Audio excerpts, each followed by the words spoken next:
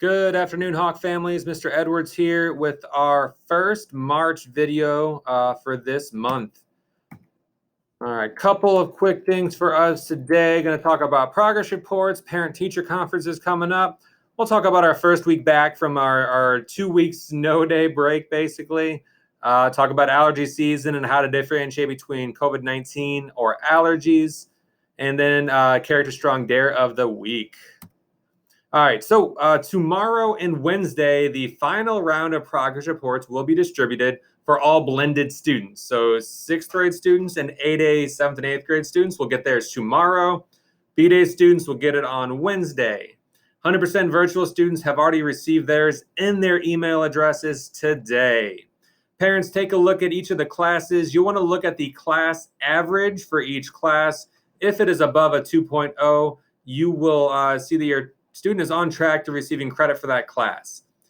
If your student has below a 2.0 in that class, they may not be receiving credit. That means they are not meeting at least that basic level of expectation for the content area.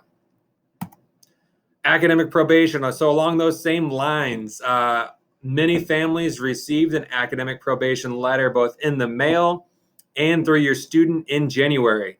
That meant your student may not be able to be promoted on time.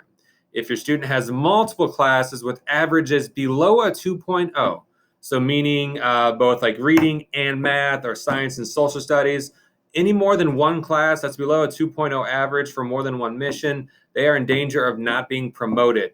We'll send out those letters once again right after spring break, but you can take a look at your progress reports for your students now and see if your student's on track or not based on those class averages.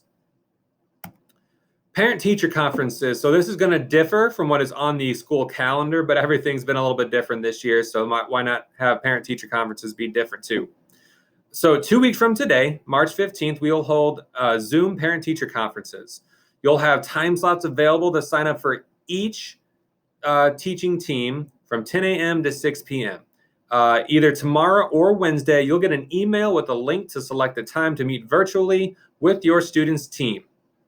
If your student is on academic probation, these conversations will be mandatory, and either myself, Mrs. McClendon, or the team leader will reach out to make sure we set those up. Once again, be conducted via Zoom, Monday, March 15th, 10 a.m. to 6 p.m. 15-minute time slots will be available to sign up for virtually. All right, trends from last week. Super excited that attendance was really good for the most part. It was exciting to have that many kids back in the building after 2 weeks off. Hopefully none of those long breaks except for spring break moving forward. 6th grade is off to a great start, being back for 4 days. We took a little bit of a dip Friday in attendance, but overall, Tuesday through Thursday, attendance was strong, academic performance was strong, and it's great seeing all of those kids back in the building. For 7th and 8th grade, though, a little disappointing in the amount or lack thereof of online work being completed. About 70% are not doing their online work as they should and are missing elective classes and having silent lunch as a result. If this continues to repeat, so if a kid did not do their online work last week and are not doing it this week, we'll start having those mandatory parent conferences frequently. So let's get on it, get our students doing that with more fidelity. And last but certainly not least, determining between allergies versus COVID-19. We're getting to allergy season. I'm already being affected by it a little bit. Common symptoms of allergies we know: sneezing, itchy, watery eyes, headaches, and fatigue. For COVID-19, you see that list there. We're all kind of familiar with it. So making sure we can differentiate between the two. You see in that overlapping circle of the Venn diagram is fatigue and headaches. This is where we got to know our students well. And if it's common for them to be having allergies at this time, is it not normal? Were they potentially exposed in a maskless situation? Things like that. Those are the questions we need to be asking ourselves on if we need to get a COVID test, stay out of school, things like that.